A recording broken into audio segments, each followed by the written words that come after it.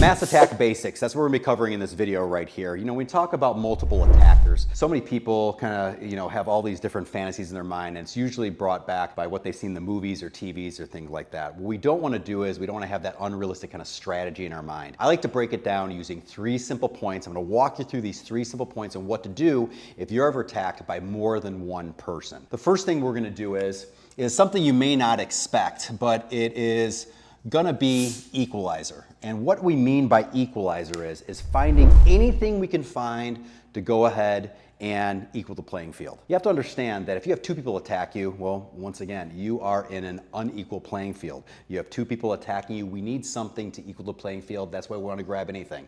If you have a tactical folder on you, grab that. If you want to grab a bottle off the ground, do that. If you want to go ahead and find, let's say, a sharp piece of metal or maybe a wooden stick or something like that, you guys can go ahead and use any of that stuff. So what we want to do is grab anything to equal the playing field right here, and that's why we say equalizer. So although from this point on the instruction, I'm gonna go ahead and focus on the next 2 points, never forget that the first point is to always go ahead and grab an equalizer. The second thing we're gonna do is we're going to go ahead and zone. What I mean by zoning is we wanna get to a position where we're only fighting one person at a time, even if it's a quick second or 2. If I go ahead and draw this out, let's say by having attacker number 1, attacker number 2, and let's say this is you're gonna have both people come on in and attack you. We wanna get to a position right here where we're only fighting one person at a time. Now, obviously this person's not gonna sit behind here. That's what point number 3 is for.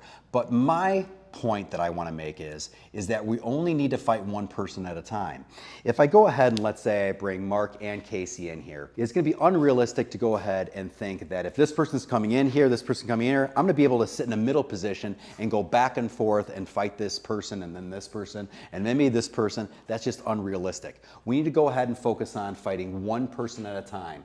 That's why this zoning step right here is so important. We're only fighting one person at a time. But we can't forget the third and last stage which is footwork. When we talk about footwork, we are talking about continuously moving because as I said before, this person is not gonna sit there and wait for their turn. Their buddy is getting beat up on, so as this person's coming in here, they may go around this end, they may go around this end. This is what I mean if I go ahead and have, once again, Mark and Casey in this kind of situation. If Mark's right here and they come on in and Casey's right here, I'm gonna get to a situation where, once again, I'm only fighting this person one at a time. Casey's not gonna go ahead and just wait for his turn. He's gonna go around right here, and now I have to deal with this person. So how we go ahead and we set that up by using this little formula right here, specifically focusing on the zoning and footwork. When these gentlemen come on in here, I'm taking care of this person, but I'm also continuously moving. This is where footwork comes on in. So if I'm right here, and let's say Casey's right here, when he moves,